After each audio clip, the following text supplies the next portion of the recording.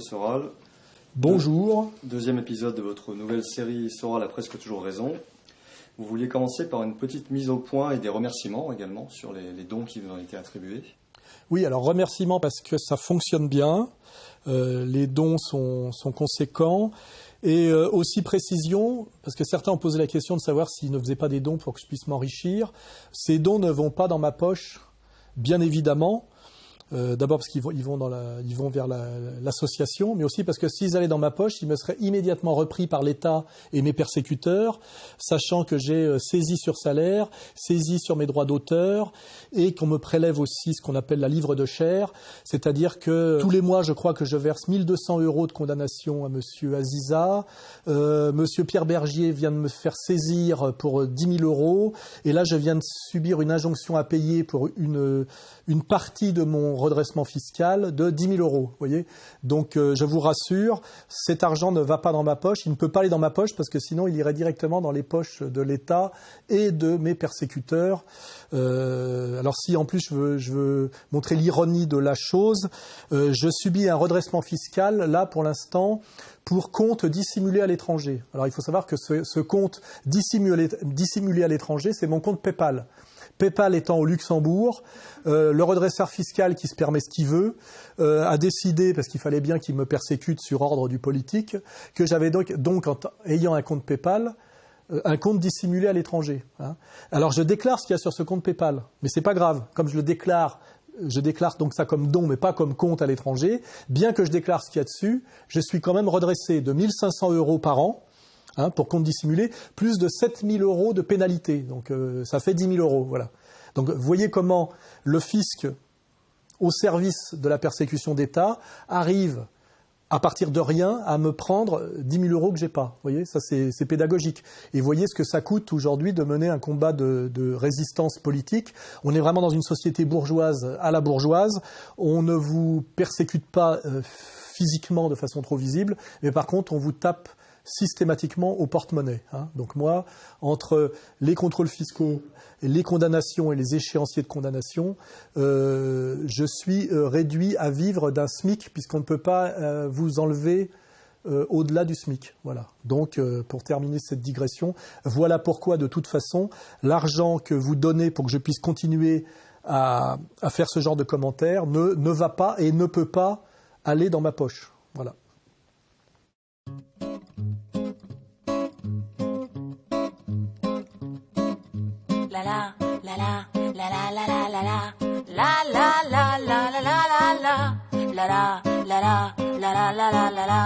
Oui, alors là, en ce moment, on voit que les médias, notamment par l'inénarrable Canard enchaîné, qui est une espèce de bras armé des renseignements généraux et du pouvoir, qui ne sort toujours que des affaires secondaires pour cacher, en fait, qu'ils sont totalement au service de la persécution d'État organisée. La justice soupçonne David Racheline d'avoir bénéficié d'un emploi fictif.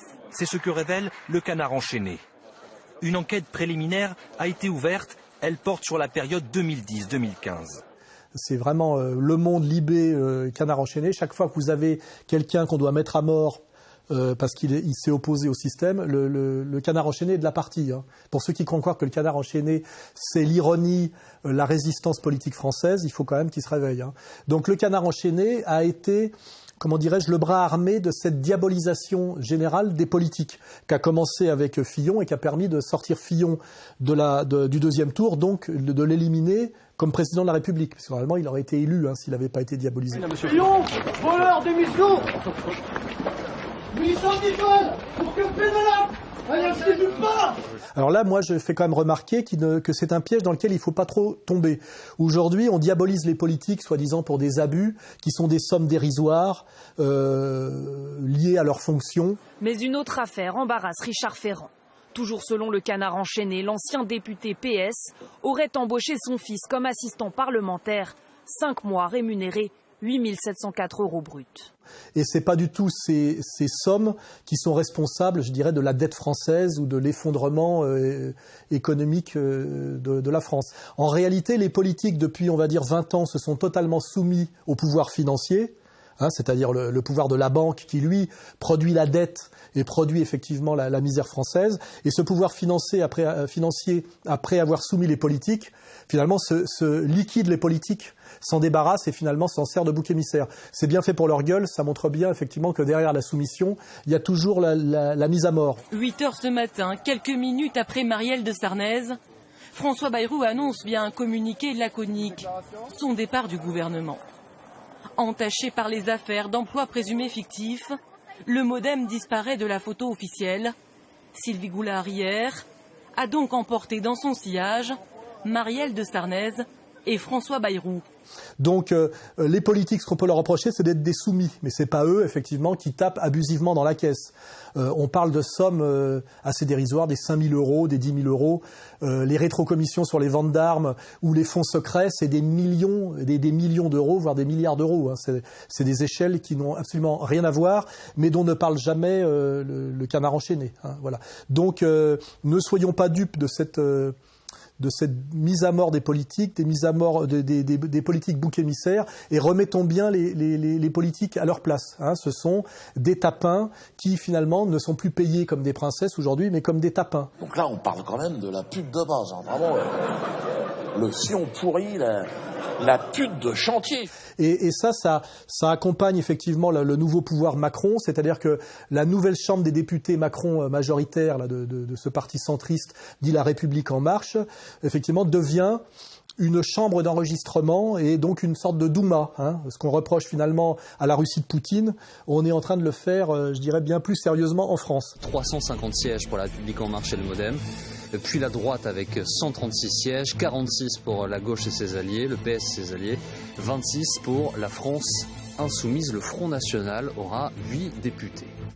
Donc voilà, bouc émissérisation des politiques, chambre des députés réduite à une chambre d'enregistrement, c'est-à-dire à une Douma, c'est, comment dirais-je, la conclusion et la conséquence finale de la soumission des politiques à la finance depuis l'avènement de la deuxième gauche. Voilà. Le président de la République n'a plus de pouvoir, ou beaucoup moins de pouvoir, en tout cas qu'avant, mais que les Français, et lui-même aussi, croient qu'il a toujours les mêmes pouvoirs. L'euro, aussi bonne raison, fait qu'une grande partie de la politique économique est heureusement devenue européenne. La décentralisation, les grands investissements ne sont plus dans l'État et la politique de grandes infrastructures ne lui appartient plus. Les privatisations, il n'y a plus de politique industrielle possible. La globalisation, le marché l'a emporté très largement. Et donc il y a un très grand nombre de choses qu'on croyait à la portée de l'État qui ne le sont plus.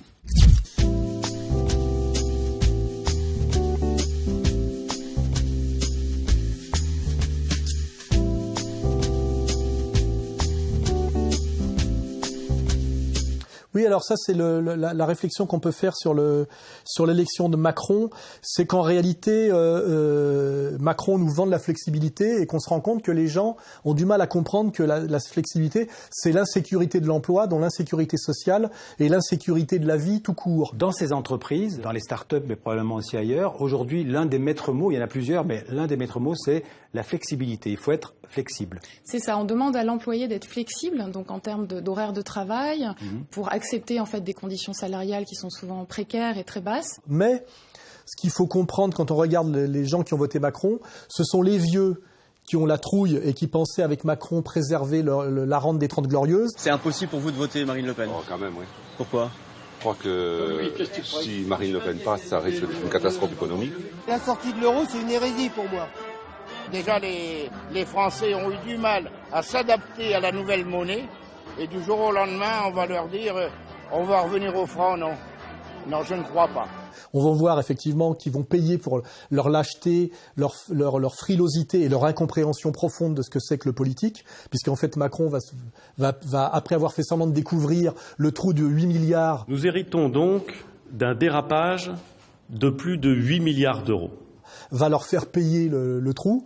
Et puis de l'autre côté, par contre, plus angoissant, c'est que les jeunes aussi sont macroniens. C'est-à-dire que le jeune qui est manipulé systématiquement par le pouvoir politique impérial depuis mai 68, aime la flexibilité, parce que pour un jeune, la flexibilité, c'est l'aventure, le voyage. Alors pourquoi Londres? Je pense déjà parce que c'est une ville qui m'attirait, ne serait-ce que par rapport à son côté cosmopolite, et puis aussi voilà, pour travailler, pour voir quand même notre marché, pour connaître une autre ville. C'est intéressant sur un CV de dire qu'on a passé 6 mois à Londres et qu'on a travaillé dans une entreprise. Et ce qui lui fait peur, lui, c'est finalement la stabilité. La sécurité de l'emploi, c'est « je vais m'ennuyer », c'est l'idée « c'est chiant d'être fonctionnaire ». Si on réfléchit bien, monter une boîte super jeune, quand on est capable de vivre avec 400 balles par mois, qu'on n'a aucune obligation, qu'on peut légèrement enfler la banque sur l'idée d'un crédit étudiant, et qu'on est capable de se dire du jour au lendemain, je m'en fous, je drop tout et je vais chercher un emploi, c'est vachement simple en fait. Les gens veulent pas des vies toutes tracées, c'est-à-dire que ça reste une page blanche, la vie. Alors que dès qu'un jeune passe à l'âge adulte, puisque jeune est une classe effectivement qui ne dure pas, arrive vers 30 ans, où il commence à prendre femme et à faire des enfants, là, d'un seul coup, il comprend les dangers et la violence de la flexibilité, et il a envie de se fixer. Puisqu'effectivement, l'homme civilisé est un sédentaire dont la sécurité marche de pair avec la notion de fixation.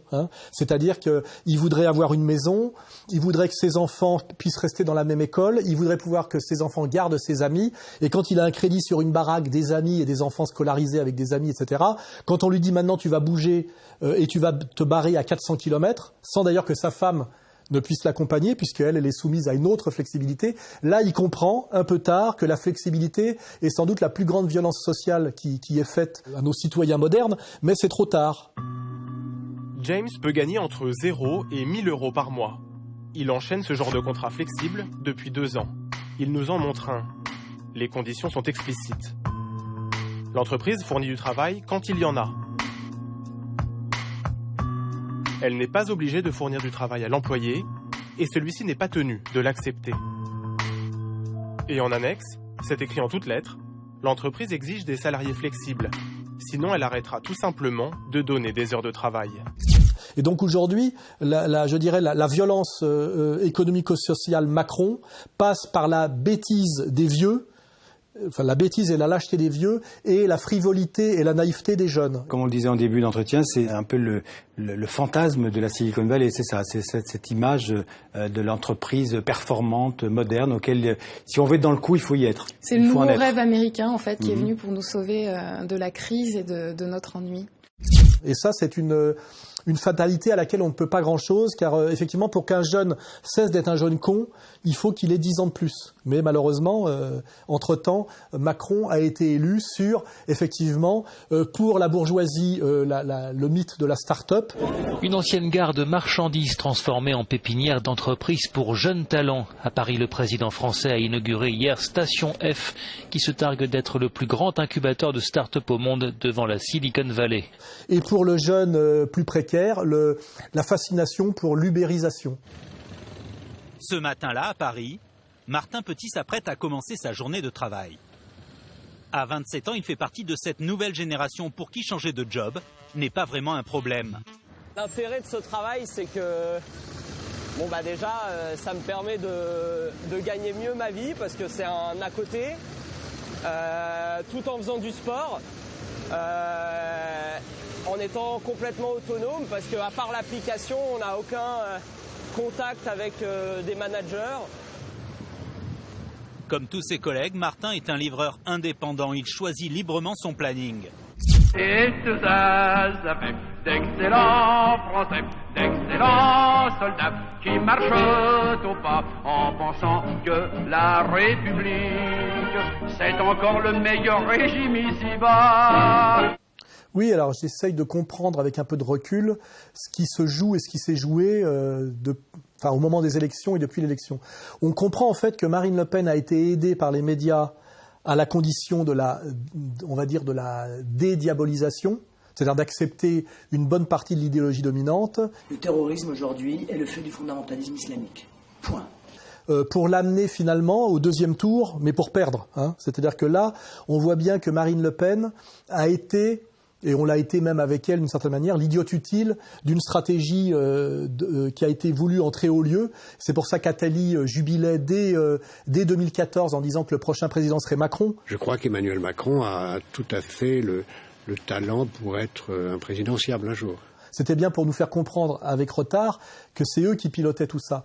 Et maintenant que Marine a été, a été utilisée et qu'elle ne sert plus à rien, arrive, je dirais, la mise au rencard. C'est-à-dire qu'on voit que les procès qui étaient intentés à l'entourage financier de Marine, elle est directement prise dedans aujourd'hui, c'est-à-dire qu'elle va être menacée très directement de sanctions très graves qui peuvent aller jusqu'à la prison. Hier, en fin d'après-midi, la présidente du Front National quitte le pôle financier. Elle vient d'être mise en examen pour abus de confiance. Marine Le Pen est soupçonnée d'avoir rémunéré 2 permanents du parti frontiste en tant qu'assistant parlementaire européen. Marine Le Pen et son père ont-ils sous-évalué leur patrimoine commun de 60%? C'est ce que le fisc suspecte aujourd'hui. Sont concernées les propriétés de la famille, le domaine de Montretout et la maison de Rueil-Malmaison. Marine Le Pen évalue ses parts dans le domaine à 142 800 €, 362 000 € estime le fisc. On voit qu'elle a compris qu'elle ne serait jamais présidente de la République et face à la violence qu'elle commence à subir réellement et à la compréhension de ce à quoi elle a servi, on voit qu'elle commence à se comporter comme s'est comportée l'élite du Parti communiste français après l'éviction de Georges Marchais, c'est-à-dire à accepter finalement son rôle et son destin qui est, je dirais, plus du tout le combat pour le souverainisme authentique pour aller vers la prise du pouvoir. Ça se traduit aujourd'hui par la façon dont elle est en train d'accepter la marginalisation de Philippot et de ce qu'il représente. Ne plus dire qu'on veut sortir de l'euro. Les gens sont habitués à cette monnaie, mais alors ça les angoisse. Vous allez perdre Florian Philippot au FN. Eh oui, je sais bien qu'un seul être vous manque, tout est dépeuplé. Je sais pas, il y a le Tranxène, il y a le Prozac. Et après tout, il ira au bout de ses convictions. Mais je ne crois pas du tout il démissionnera, c'est ça que vous voulez dire? Pardon? Il démissionnera? Si demain, les adhérents du Front National décidaient qu'on doit abandonner cette partie-là, il ne se sentirait plus en accord avec ses convictions. Donc c'est possible. Mais je trouve que c'est tout à son honneur. Et la façon dont elle est en train d'accepter ce que j'avais moi-même annoncé la dernière fois que j'étais passé chez Tadei, c'est-à-dire que face à une idéologie où il y avait 2 souverainismes qui étaient mis en parallèle au Front National, la lutte contre le mondialisme économique, qui n'est pas d'ailleurs la mondialisation, et la lutte identitaire, elle a pris ces 2 piliers, sont 2 vecteurs gagnants. Elle les additionne, bien qu'ils soient parfois un peu contradictoires, puisque c'est lutter contre le néolibéralisme mondialisé, tout en validant le conflit de civilisation, ce qui à un moment donné posera des problèmes de cohérence. Un souverainisme social et économique représenté par Philippot, qui était de sortir de l'Union européenne et de retrouver son autonomie monétaire par le retour au franc, qui est le vrai souverainisme sérieux, qui permet tous les autres.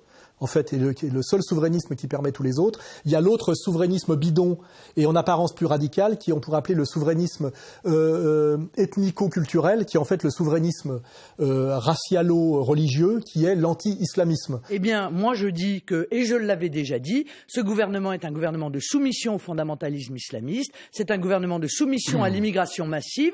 Marine Le Pen est en train de renoncer, on va dire, au souverainisme sérieux, parce que celui-là est dangereux et lui vaudrait des persécutions aggravées, et en train de valider le faux souverainisme bidon qui est la lutte contre l'islam radical, qui est le souverainisme lesquin-conversano. Non, on est différents, on est blancs, on ne peut pas vivre avec ces gens. Et celui qui est voulu effectivement par les traîtres du front, qui sont d'ailleurs souvent pas au front, c'est-à-dire Collard, ancien lambertiste, je le rappelle, qui a bouffé à tous les râteliers, il a été au PS, etc. Ménard, effectivement, qui est lié quand même à la CIA depuis toujours à travers Reporters sans frontières, et puis effectivement l'inénarrable Alliot, qui lui, on va dire, souverainisme racial par incapacité intellectuelle et médiocrité politique. Ce qui veut dire qu'à terme, Philippot va être de plus en plus marginalisé au front, qui devrait donc d'ailleurs partir, puisqu'il lui a dit qu'il ne voulait pas renoncer au souverainisme sérieux. Si le Front National décide de garder l'euro, vous quittez le Front National? Je n'imagine pas une seconde que ce soit le cas. Voilà, c'est tout. Je ne peux pas vous dire plus que ça. Et si c'est le cas? Mais je n'ai pas à défendre l'inverse de mes convictions. Donc à mon avis, de toute façon, il est déjà déstabilisé par l'affaire Montel et il va être, à mon avis, poussé dehors. Vous savez, Sophie Montel, c'est la première des marinistes. C'est une élue exemplaire, elle est au front depuis 1987 et elle porte vraiment un message extrêmement moderne dans notre parti. Alors pourquoi elle a été évincée? On s'attaque à elle parce qu'on veut s'attaquer à vous? On voit bien se mettre progressivement en place, en fait, cette idéologie d'union des droites qui n'a plus aucun sens depuis le pouvoir Macron, puisque l'union des droites, c'était la prise du pouvoir par l'alliance de la droite de Fillon et, on va dire, du Front National, de la bourgeoisie du Front National. C'est à la droite aujourd'hui de prendre son destin en main. C'est à la droite de se rassembler. Le rebattage des cartes qui est le pouvoir Macron avec le parti unique et la destruction des républicains qui sont aujourd'hui coupés en deux rend l'union des droites strictement impossible comme stratégie de reprise du pouvoir. La scission à droite est désormais officielle. Peu avant midi, Thierry Solaire acte la création d'un nouveau groupe parlementaire.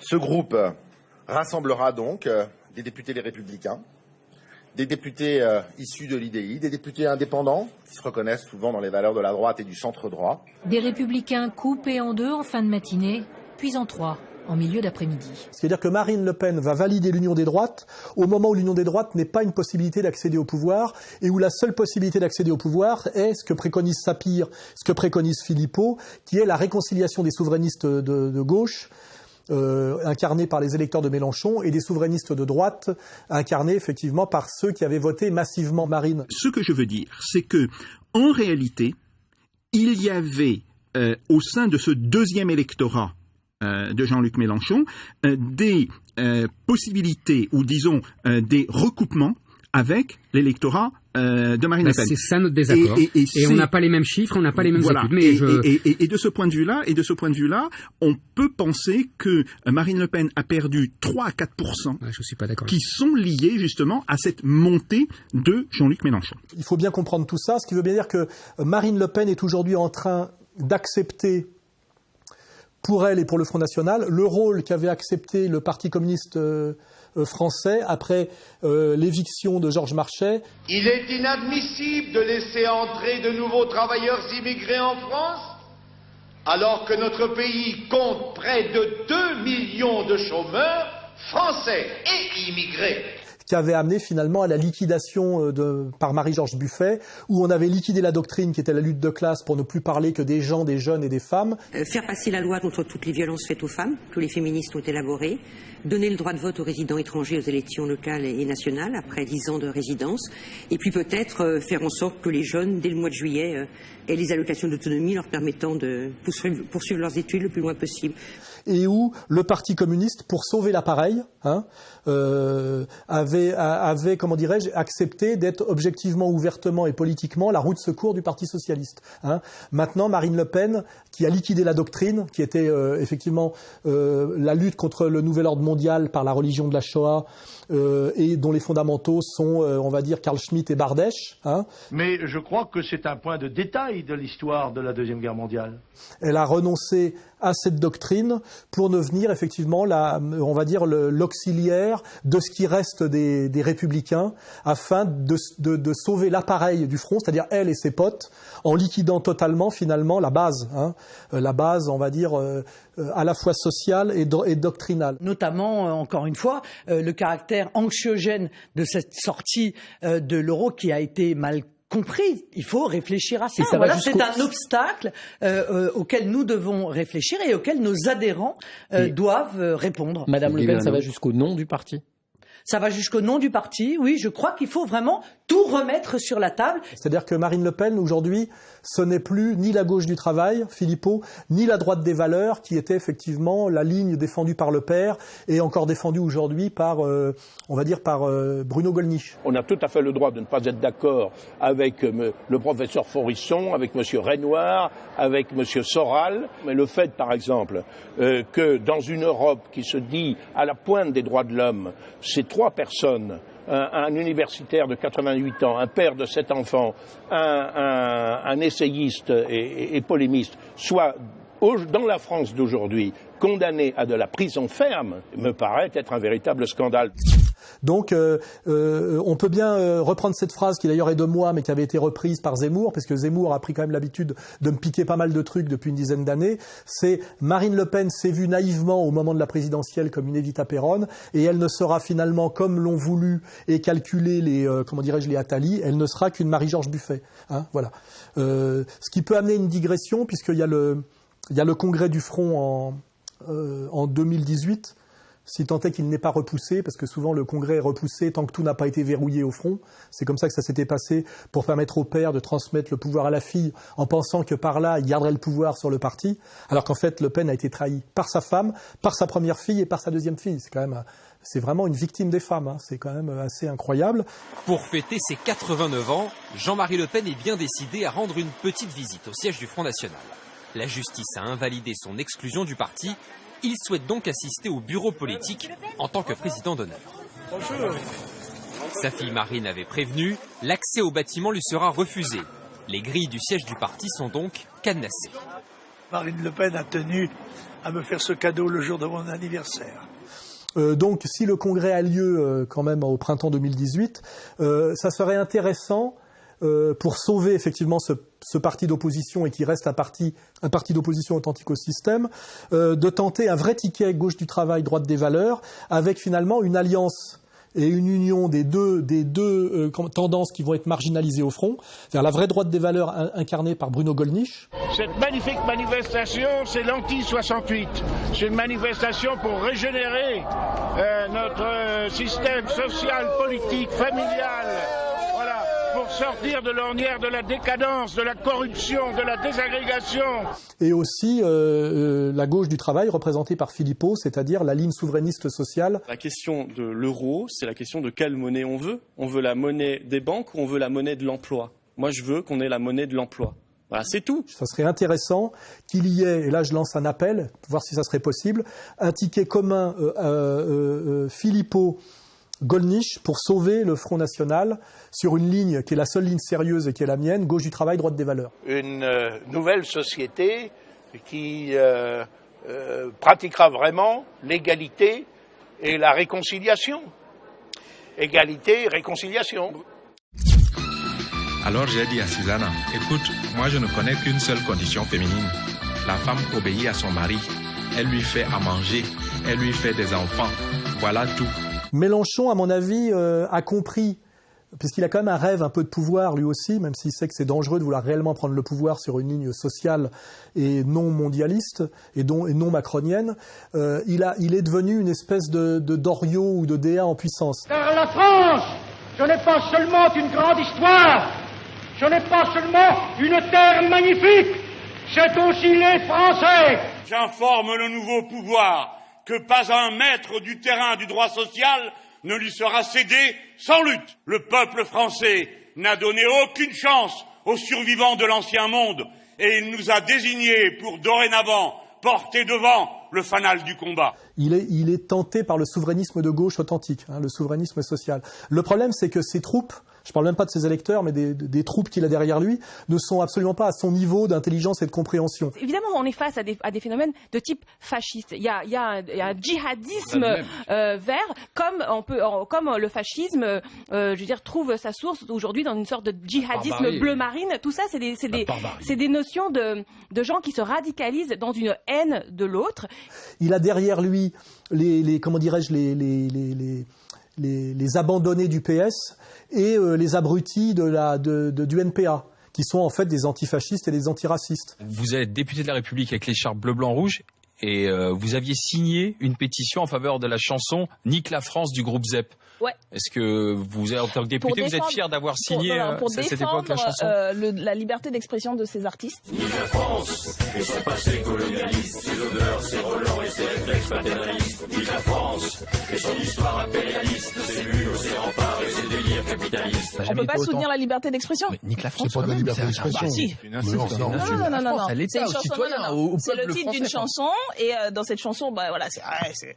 Et c'est le vrai problème effectivement que va rencontrer demain le souverainisme de gauche de Mélenchon, c'est avoir des auxiliaires qui n'ont absolument pas sa vision et son intelligence, et qui risquent à la limite de se retourner contre lui s'il va jusqu'au bout de ses analyses et donc de ses stratégies d'alliance, parce qu'en réalité, il devrait marcher demain la main dans la main avec Philippot, tel que l'analyse très bien Sapir. Or, s'il fait ça, j'ai peur que Bonobo, là, ne comprenne pas du tout la démarche et se retourne contre lui. Avec votre parcours d'être devenu député, vous dites vive la France?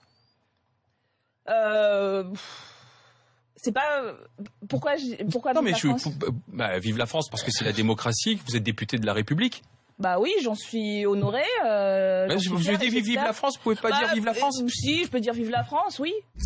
Donc effectivement, la catastrophe des souverainistes aujourd'hui, c'est qu'ils sont séparés entre souverainistes de gauche et souverainistes de droite, et que si jamais ils veulent s'allier, nous aurons les crétins sur la ligne Alliot qui crieront à la trahison bolchevique à droite, et puis à gauche, nous aurons les bonobos, effectivement, qui crieront au fascisme et au racisme. Je le dis et j'insiste là-dessus, car il s'agit de notre ADN politique. Pas une voix ne doit aller pour le Front National, pas une. Et voilà, il y a deux visions très différentes. La nôtre est humaniste et progressiste, celle de Marine Le Pen est obscurantiste et xénophobe.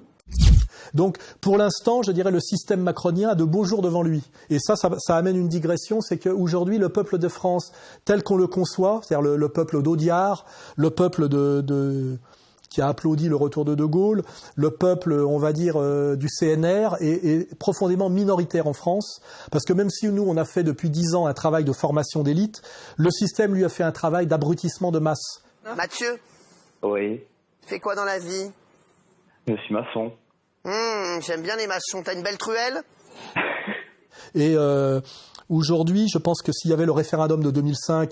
Les Français rejettent la Constitution européenne. Le non l'emporte largement, 55%. Aujourd'hui, ce référendum serait gagné par Macron.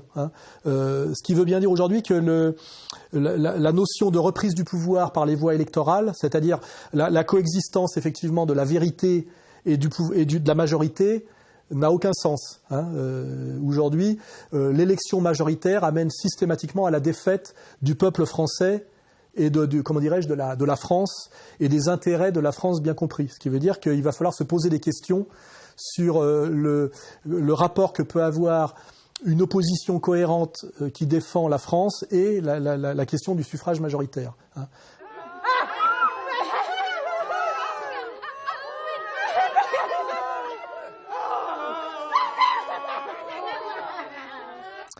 Alors, la mort de Simone Veil, elle devait arriver, puisqu'elle est quand même décédée à 89 ans, même si certains pourraient prétendre qu'elle est morte des suites de sa déportation.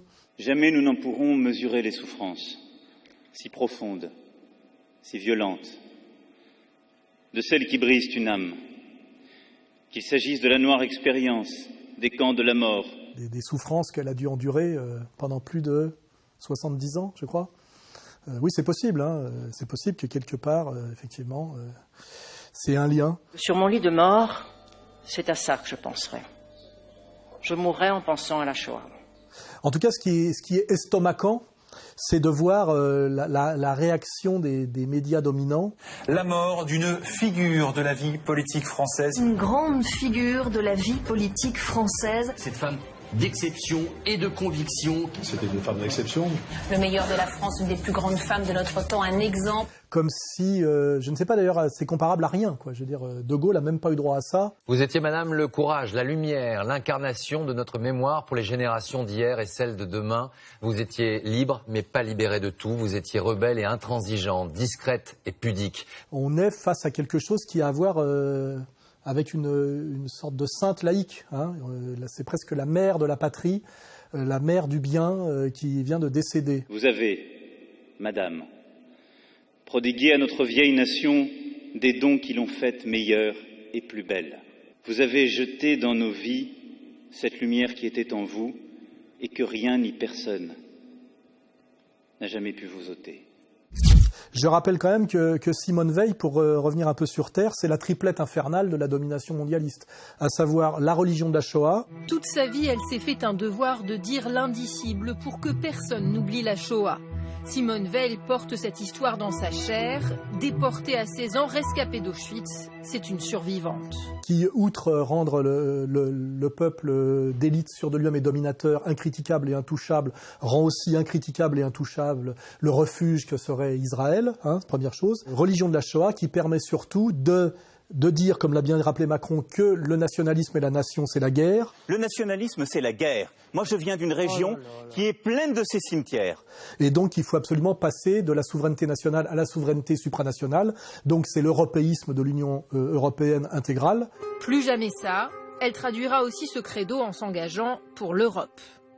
Le XXe siècle, il a été horrible, barbare, avec toutes ces guerres où on a entraîné, il faut bien dire, le monde entier. Où il y a eu des millions de morts, des dizaines de millions. Pour ça, comme dès que je suis rentrée de déportation, très vite, je pensais que la seule solution, si on voulait éviter ça à nos enfants et nos petits-enfants, il fallait absolument faire l'Europe. Et puis derrière, évidemment, parce qu'il faut effectivement se châtier ce peuple nationaliste qui, à un moment donné, a trouvé intéressant la révolution nationale de Pétain. Ça s'appelle effectivement la destruction, on va dire, ethnico-raciale du peuple de France par la concomitance de la loi sur l'avortement et du regroupement familial. Alors là, je fais une petite digression. La loi sur l'avortement, moi, je ne suis pas contre fondamentalement. Ça pouvait être compris comme une loi sociale qui protégeait les femmes dans la misère, les femmes violées, les femmes du quart-monde, des grossesses multiples, comme on le voit chez les femmes immigrées ou chez les femmes dans la misère sociale décrite par Zola. Un avortement qui était lié à une vision morale et sociale. Or, cet avortement a surtout servi dans sa version libertaire, c'est-à-dire aux femmes des classes moyennes éduquées dans l'idéologie mai 68, décrétant que leur corps leur appartenait, de pouvoir, ne voulant pas prendre la pilule qui fait grossir, se débarrasser d'un enfant à venir chaque fois qu'elle le décidait. Je suis vraiment contente de participer à cette campagne parce que j'ai l'impression que je peux comme ça crier haut et fort ce que j'ai pas pu dire au moment de mon IVG il y a 2 ans. Aujourd'hui, je suis fière de l'affirmer, l'IVG c'est mon droit. Parce que, à la limite, elle n'avait pas envie. Donc c'était en fait quelque chose qui a mené en réalité à la banalisation et à la légalisation de l'infanticide. D'ailleurs, on a retardé le délai de semaines de l'avortement. Au début, c'était quelques semaines et on est arrivé à plusieurs mois. 4 femmes, 4 ministres pour annoncer cette réforme de la loi Veil, tant attendue par les associations féminines.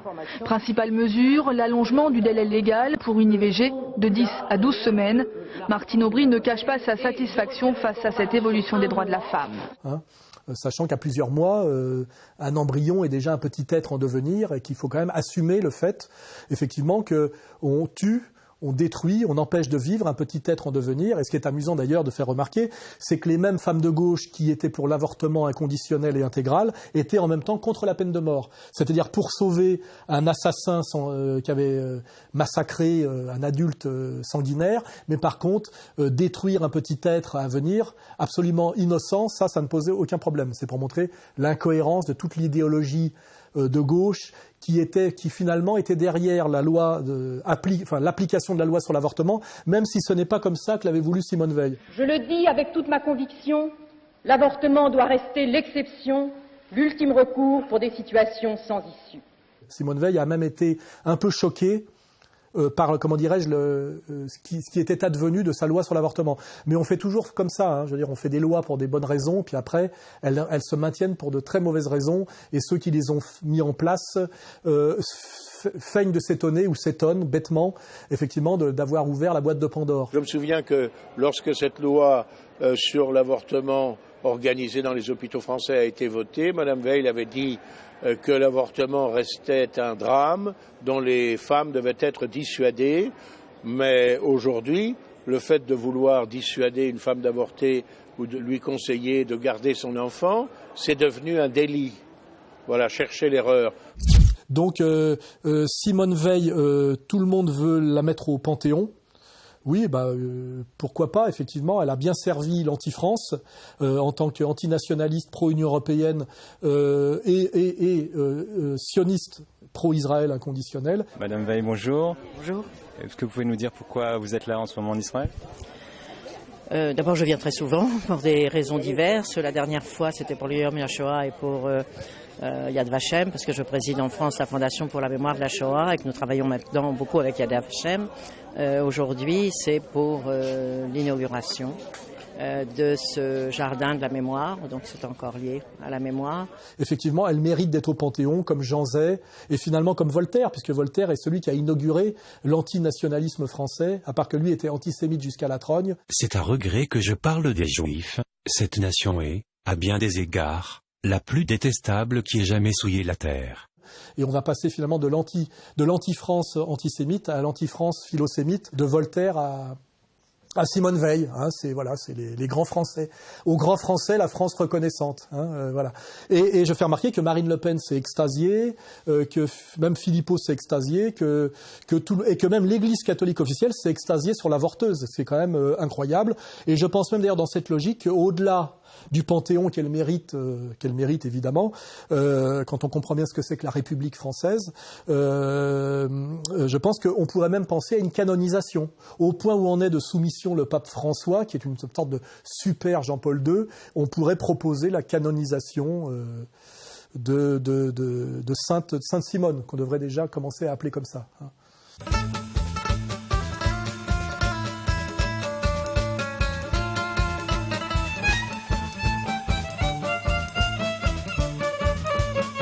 Oui, j'ai découvert ça parce que en fait, on va jamais assez loin dans le complotisme en réalité. On est toujours très en dessous de la réalité. Qu'elle avait agi de façon très discrète pour effectivement favoriser le don d'organes de la France vers Israël. Très peu de personnes le savent. Elle avait signé lors de son passage au ministère de la Santé un accord franco-israélien de don d'organes. En effet, Israël manquait cruellement de donneurs. Cet accord réel mais appliqué avec une très grande discrétion aura permis à de nombreux Israéliens de rester en vie. On se rappelle quand même qu'il y a un énorme trafic d'organes aujourd'hui qui converge vers Israël. On se rappelle que Kouchner avait été mouillé au Kosovo. La vente des organes. Mais vous êtes malade, non ? 5 médecins kosovars condamnés pour trafic d'organes au Kosovo. Le tribunal de l'Eulex, mis en place par l'Union européenne pour juger les dossiers trop sensibles pour la justice locale, leur a infligé des peines allant d'1 an de prison avec sursis à 8 ans ferme. 2 suspects courent toujours, un chirurgien turc et le cerveau présumé du réseau, l'israélien Moshe Harel. On se rappelle que beaucoup de rabbins américains sont mouillés. 15 membres présumés d'un réseau international de trafic d'organes, dont 5 rabbins écroués. Ceci n'est pas l'épilogue d'une série policière américaine à grand succès, mais bel et bien l'un des plus vastes coups de filet jamais lancés par la police de l'État du New Jersey. 10 ans d'enquête pour démanteler un réseau aux ramifications allant jusqu'en Suisse et en Israël. Corruption, extorsion de fonds et trafic d'organes, le tout dissimulé par des religieux peu scrupuleux. Et on constate que même la Sainte Simone était quand même, avait mis un peu le doigt dans ce commerce transnational qui effectivement permet de faire des organes des goy, des pièces de rechange pour la communauté de lumière. Now, listen to the following quote. Gentile souls are of a completely different and inferior order. They are totally evil, with no redeeming qualities whatsoever. If every simple cell in a Jewish body entails divinity, is a part of God, then every strand of DNA is a part of God. Therefore, something is special about Jewish DNA. And the author of these comments, Chabad Lubavitch Rabbi Yitzhak Ginsburg. Je rappelle que c'est, pour ceux qui se posaient la question, oui, la religion des religions, la seule d'ailleurs qui mérite de survivre à la laïcité, admet bien effectivement que l'organe du goy puisse servir de pièce de rechange à l'élu, qui, je le rappelle, est le seul qui a le divin en lui et donc qui n'est pas un simple animal. Voilà. If a Jew needs a liver, can you take the liver of an innocent non-Jew passing by to save him? He answers, the Torah would probably permit that. Jewish life has an infinite value, he explained. There's something infinitely more holy and unique about Jewish life than non-Jewish life. This statement was made by a leading Lubavitch rabbi named Yitzhak Ginsburg, and it can be found in the April 26, 1996 edition of Jewish Week.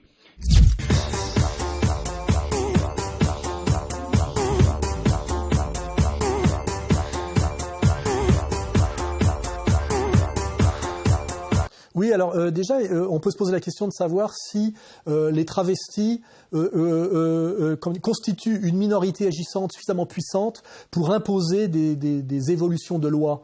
Il est évident, et ça je veux leur rendre hommage, que les travelots du bois de Boulogne, sous cacheton et en dépression, n'ont pas les moyens de faire pression sur la loi et de la changer.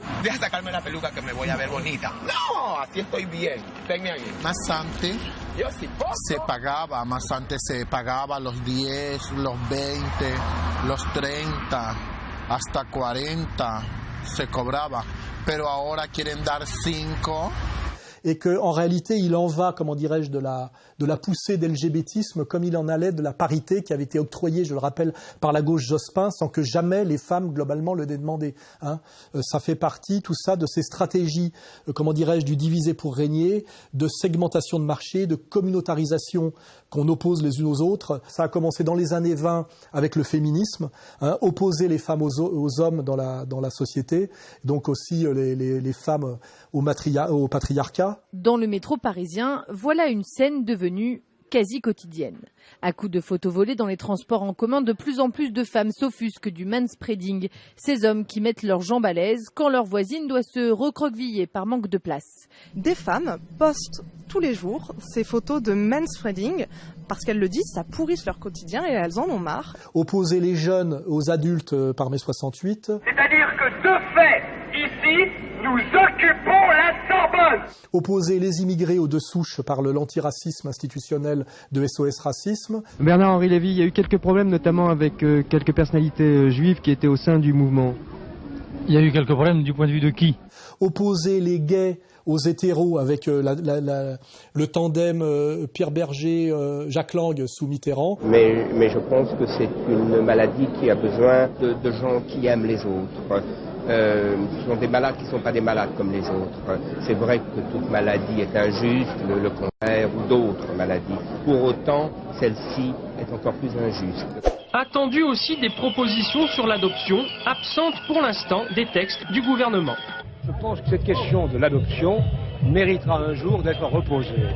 Car là où il y a amour, désir d'amour, désir de tendresse, il n'y a pas de raison de fermer la porte. On arrive au bout du bout, effectivement, à l'LGBTisme. I think that anyone can do what they want in life. It doesn't matter what anyone else thinks. If you want to be a drag queen and your parents don't let you, you need new parents. Et l'LGBTisme est non seulement du diviser pour régner, de la segmentation de marché et du communautarisme hostile organisé, mais là, ça va encore au-delà puisque c'est s'opposer frontalement à la loi naturelle, donc à la nature, et mettre en avant, je dirais, cette idéologie maçonnique et anti-catholique et anti-religieuse et anti-tradition, mais jusqu'à son hystérie, qui est l'homme mesure de lui-même, donc l'homme augmenté, Lucifer se révoltant contre Dieu, et derrière nous avons le marché des organes, bien évidemment, les prothèses, les jeux para-olympiques que personne n'a demandé et qui sont un spectacle répugnant et absurde. On a les images, regardez, et il sert avec ses pieds. Mais ça, c'est tout à fait l'illustration du handisport, c'est-à-dire que l'athlète, c'est toujours possible. On trouve des solutions. On trouve des solutions. Parce que là, c'est ça. C'est ce qu'on dit depuis le début, tout est possible. Et puis effectivement, la puce, c'est-à-dire tout ce qui nous est promis comme marché et comme soumission pour demain. On trouvait la relation homme-machine assez intéressante.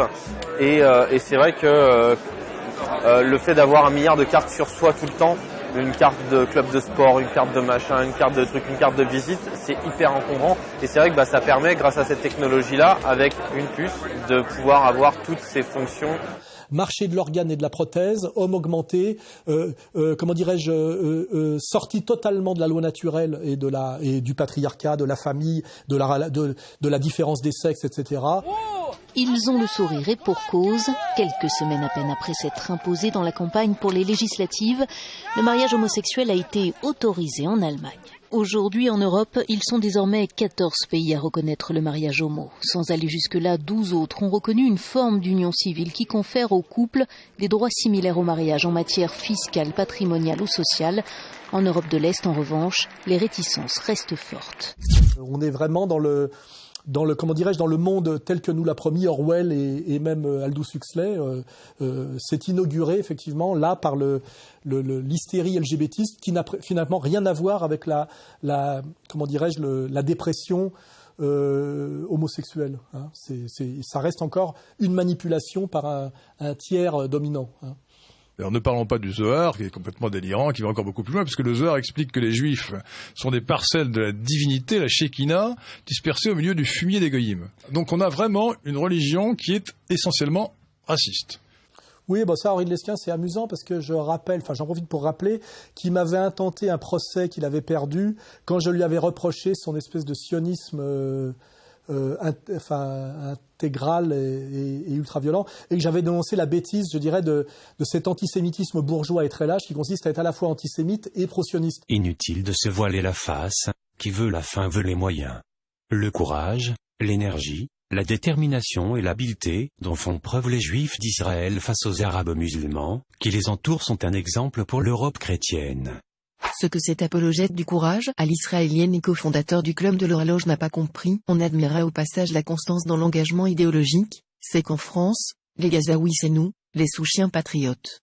Ce que n'a pas pigé, non plus notre génial polytechnicien, c'est que jamais, au grand jamais, quels que soient les coups de langue appuyés que leur passe notre exo-fonctionnaire dans le tréfonds, ces petits amis droïdes holomistes à 2 vitesses ne lui laisseront faire, en France, ce qu'ils applaudissent des 2 mains en Palestine.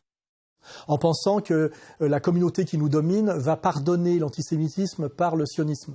La ligne Lesquen, qui est aussi la ligne Conversano, qui était la ligne de la bourgeoisie lâche ou de la lâcheté qui rêve de s'embourgeoiser, est une ligne profondément immorale et stratégiquement perdante. Et Lesquen en est la démonstration, puisque après m'avoir fait virer de Radio Courtoisie depuis 2009, je le rappelle, je suis interdit d'antenne de Radio Courtoisie alors que j'amenais de la jeunesse et notre clientèle à Radio Courtoisie. Il m'a interdit de Radio Courtoisie depuis 2009. Mais Alain Soral, c'est bien connu, est un agent d'influence des islamistes, et plus précisément de l'UEIF.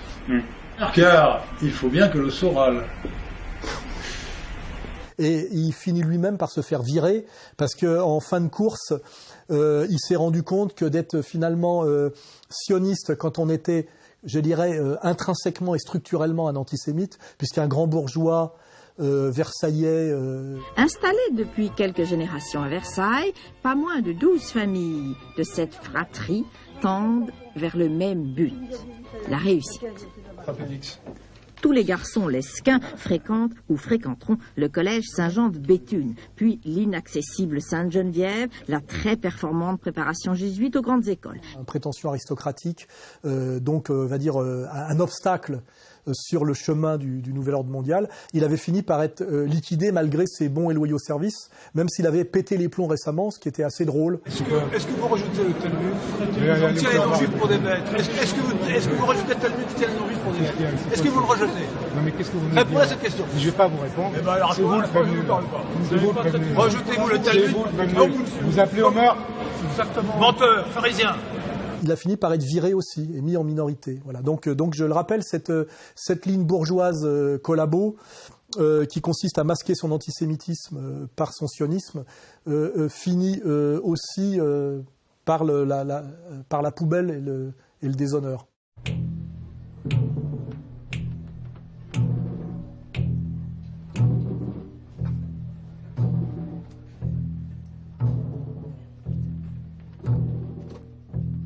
Oui, alors l'éviction de Natacha Polony, qui a été demandée, je crois, par Patrick Cohen, mais on sait la chaîne hiérarchique qu'il y a derrière, montre bien ce dont je parlais tout à l'heure entre le souverainisme bidon qui va être de plus en plus validé par le système, qui est le souverainisme qui consiste à défendre soi-disant l'Occident chrétien, l'Europe chrétienne contre le danger d'islamisation. Notre culture, elle est judéo-chrétienne.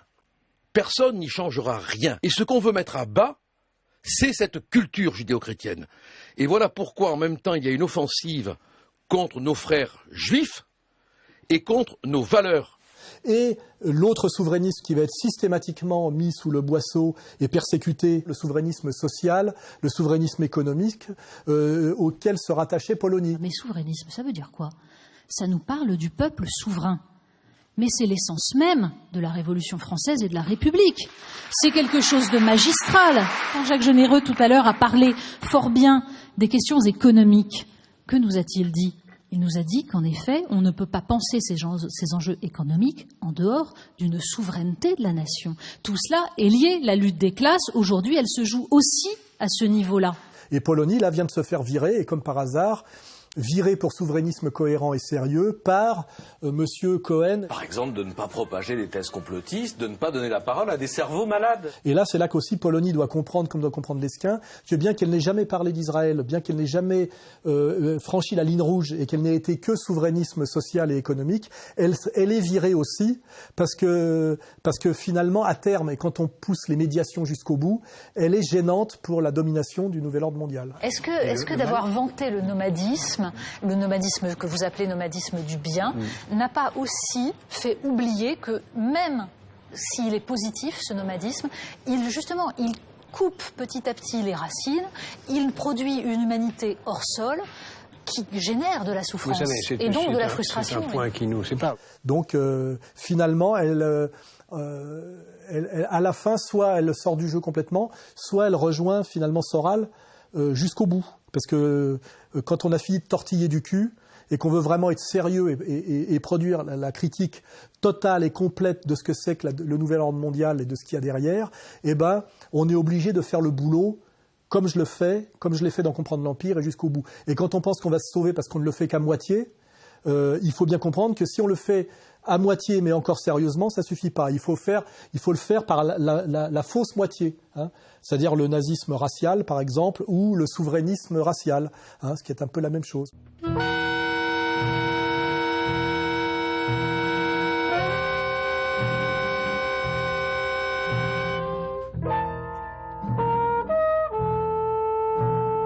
Alors là, lui, Pujadas, ça va encore plus loin, c'est que ça rejoint cette petite phrase qui avait été balancée par la patronne, je crois, du service public, qui avait dit « On a une télévision d'hommes blancs de plus de 50 ans, et ça, il va falloir que ça change. » C'est-à-dire mettre de la couleur, des femmes, des jeunes.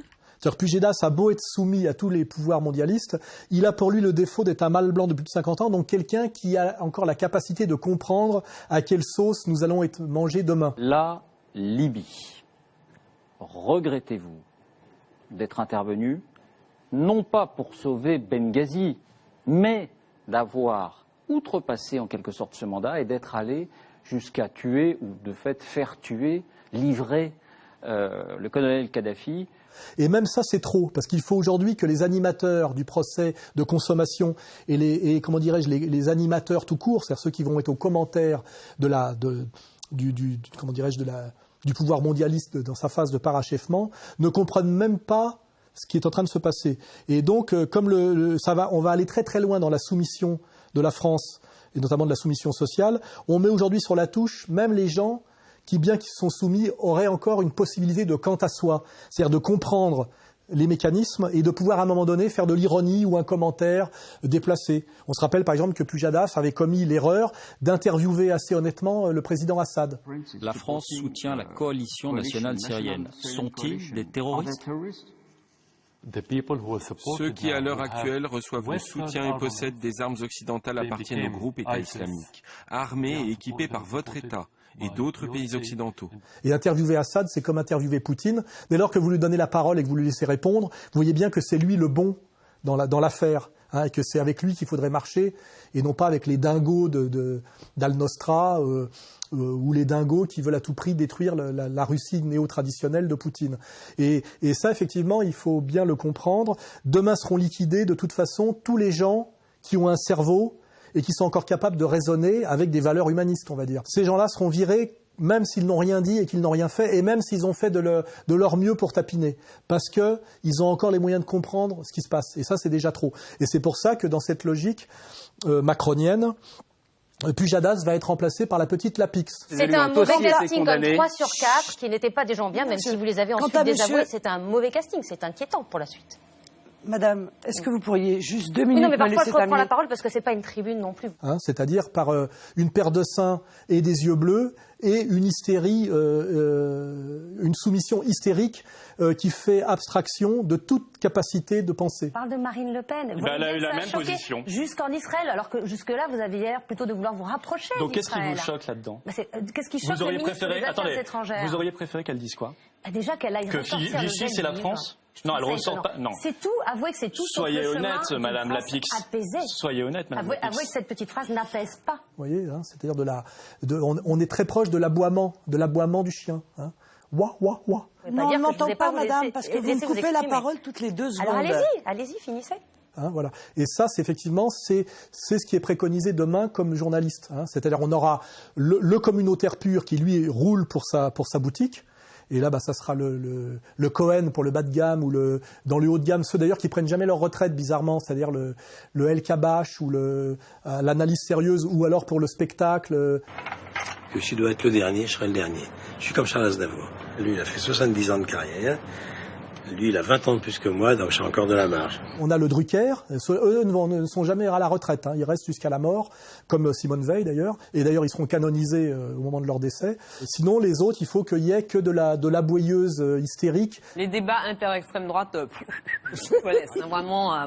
Dupont-Aignan, il est d'extrême droite ? Oui. Bah oui, il a le même programme économique que Marine Le Pen. Nicolas Dupont-Aignan a une mansuétude à l'égard de Bachar al-Assad qui est absolument scandaleuse. Une mansuétude à l'égard de Vladimir Poutine qui est absolument scandaleuse. Incapable de produire le moindre raisonnement, donc la moindre analyse sérieuse, parce que toute analyse conduirait à ce qu'on appelle une critique. Une critique, normalement, c'est pas d'ailleurs négatif. C'est simplement dire ce qui est. Et la capacité critique, dans son acception radicale, doit être éliminée totalement. Tous les noms que vous citez, surtout William Lémergie, est-ce que sont les conséquences du jeunisme voulu par Delphine Ernotte ? On peut quand même le penser, ça avait commencé l'an dernier, souvenez-vous, il y a eu Julien Lepers qui a été le premier, il y a eu Patrick Sabatier qui a suivi, évidemment Lémergie, Pernoud, Pujadas, vous avez vu le point commun, tous des hommes blancs de plus de 50 ans.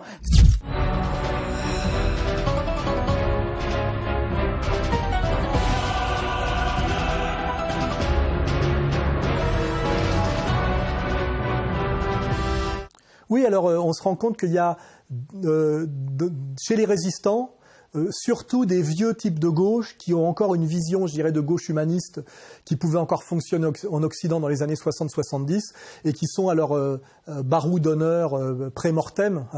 Et je rappelle que Oliver Stone, outre être un bon cinéaste, qui a fait quand même de bons films, avait sorti quelques petites phrases qui prouvent qu'il n'est pas dupe de l'idéologie du nouvel ordre mondial et de la domination du nouvel ordre mondial. Les médias contrôlés par les Juifs empêchent un débat libre sur l'Holocauste.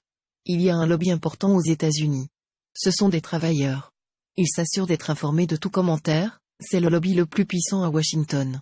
L'opinion publique américaine se focalise sur l'Holocauste à cause de la domination juive des médias.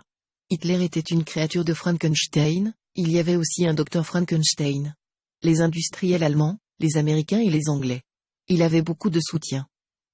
Hitler a fait beaucoup plus de dégâts aux Russes qu'au peuple juif, 25 ou 30 millions de morts. Et donc il avait sorti ça, il s'en était excusé, mais il l'avait quand même sorti. Et récemment, il avait dit quelque chose d'assez amusant, c'est que quand on parlait de la possible ingérence de la Russie poutinienne dans les élections américaines, il avait quand même fait remarquer que même si ça pouvait être, ce qui est d'ailleurs très très discutable, c'était incommensurable par rapport à l'intervention évidente, manifeste et indiscutable d'Israël sur les élections américaines. L'ingérence d'Israël dans les élections américaines était de loin plus importante que celle de la Russie. Pourquoi vous ne m'interrogez pas sur ce sujet ?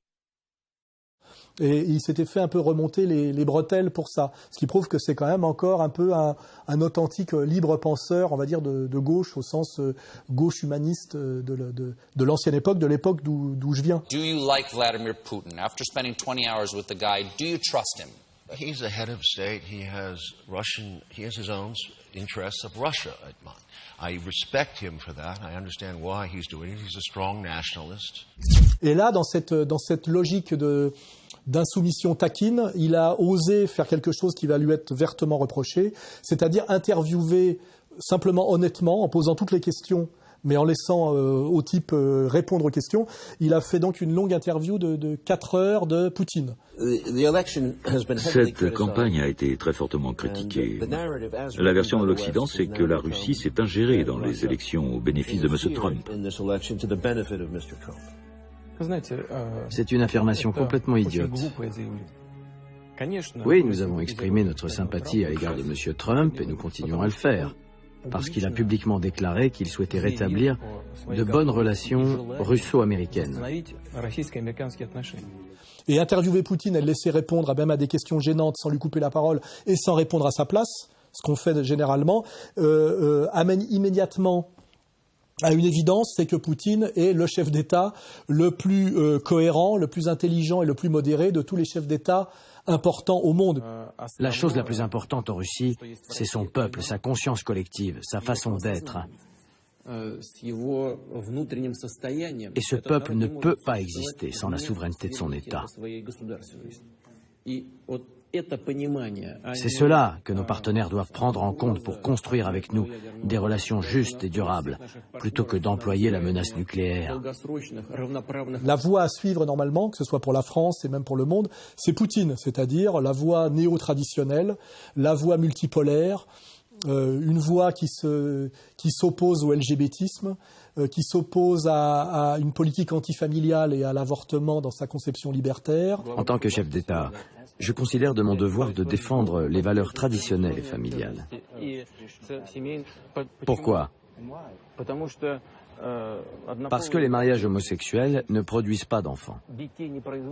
Une voie qui prône la réconciliation du transcendant et du terrestre, c'est-à-dire du politique et du religieux, comme il l'a fait en renouant à la fois avec Staline et avec le pouvoir orthodoxe russe. Vous avez évoqué le passé soviétique et l'histoire impériale de la Russie. Effectivement, il faut tenir compte de tous les éléments négatifs du passé, mais aussi des éléments positifs. La Russie est un pays millénaire.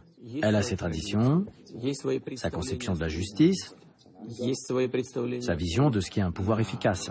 Il a réussi cette réconciliation nationale, lui, des deux passés de la Russie, plutôt que de tenter d'alimenter une guerre civile symbolique permanente comme on le fait en France. Il a réglé le problème intelligemment de la minorité musulmane russe, par la question tchétchène dans un premier temps, puis en rappelant effectivement que la Russie est un pays à dominante orthodoxe blanche, on va dire slave, moscovite, mais qui respecte ses minorités. Les relations interethniques sont toujours et partout un sujet très délicat. En Russie, on a un avantage. En Europe, par exemple, et même aux États-Unis actuellement,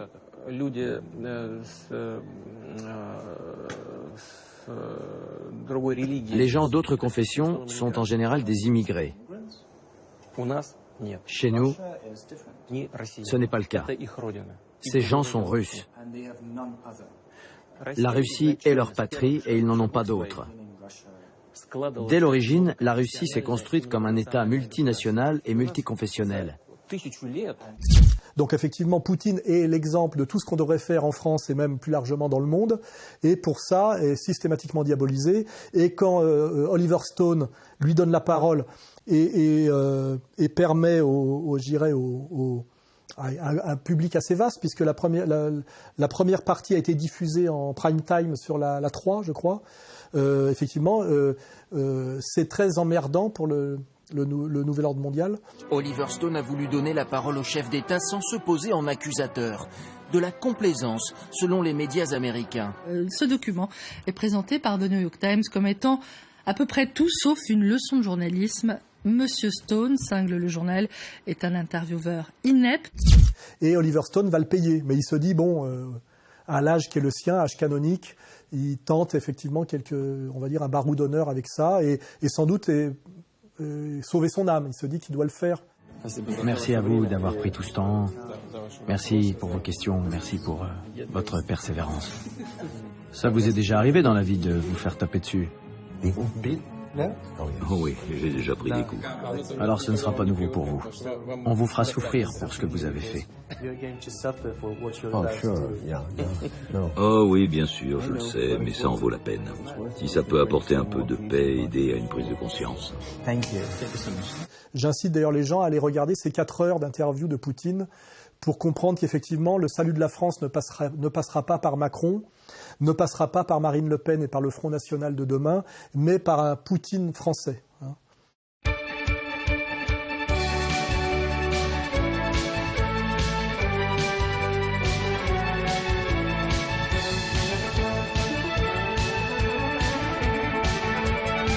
Oui, alors ça, c'est mes petites... il faut bien que je glisse quelques quenelles de temps en temps. Je vais en Corée du Nord invité par le régime coréen, par ce régime très intéressant qu'on appelle le Juche, je crois, qui est une sorte de monarchie socialiste. C'est très intéressant pour ceux qui s'intéressent à Charles Maurras. Je pense que ça a beaucoup à voir avec la pensée de Charles Maurras, de s'intéresser à la longévité, à la solidité et à l'insoumission incroyablement respectable de ce petit pays de 25 millions d'habitants à la domination américaine. Pour l'armistice, nous avons exposé le drapeau de notre pays. Les États-Unis, eux, ont voulu dissimuler leur défaite et ils se sont cachés derrière celui des Nations Unies. 60 années ont passé, mais nous avons conservé ce drapeau comme preuve de leur agression contre nous et de leur défaite. Si jamais les États-Unis oublient le passé et nous déclarent à nouveau la guerre, nous les anéantirons. C'est le pays non aligné par excellence. Donc je vais aller visiter ce pays où, je le dis tout de suite, je risque beaucoup moins de persécutions que dans mon propre pays, la France. Je rappelle que je viens de prendre 3 mois de prison ferme pour avoir osé diffuser un dessin humoristique qui était une parodie d'une couverture de Charlie Hebdo. Je rappelle que là, je suis encore convoqué par la police parce que on me somme de donner l'identité d'un dessinateur qui a produit un dessin de la semaine sur le site Égalité et Réconciliation. J'ai déjà répondu que je ne donnerai pas ce nom, car je ne suis pas indicateur de police, et donc j'aurai encore un nouveau procès pour un 2e dessin humoristique, qui a trait d'ailleurs à Macron et aux sponsors de Macron. Donc là, ça va très très très loin dans la persécution politique. Et je rappelle que j'ai eu plusieurs agressions en commando, que j'ai pris de la prison ferme, que je croule sur approximativement 250 000 € d'amende et de condamnation à la 17e chambre pour délit d'opinion. Donc, n'étant pas fasciste, comme vous le savez, et n'ayant plus aucune croyance ni aucune confiance dans ce qu'on appelle la démocratie de marché et d'opinion, qui est en fait ce qu'on appelle la dictature occidentalo-compatible, effectivement, je n'ai aucun problème à aller demander demain l'asile politique, car je vais demander l'asile politique à ce qu'on appelle une république populaire, non ? Une démocratie populaire.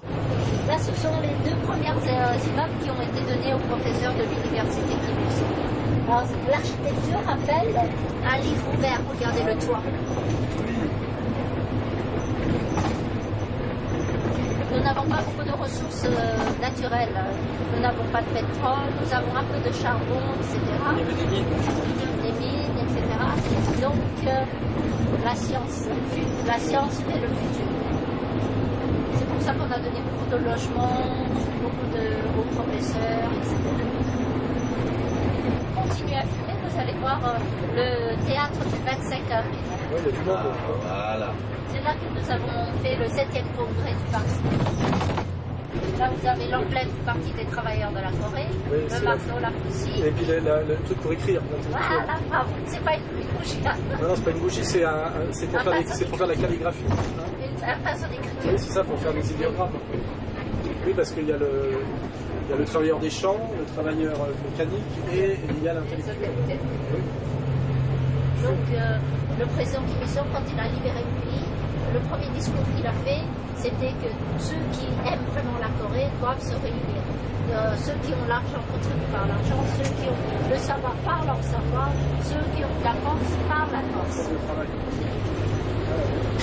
Donc, par rapport aux autres pays socialistes comme la Chine et la Russie, nous ne savons pas rejeter les intellectuels. Il fallait que tous se regroupent.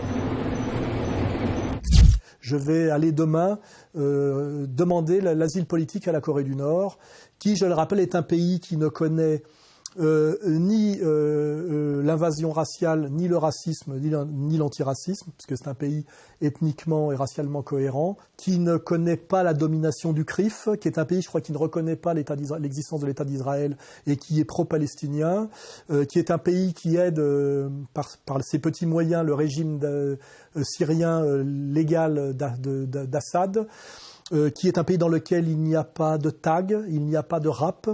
C'est-à-dire un pays dans lequel ce journée va me faire beaucoup de bien. Voilà.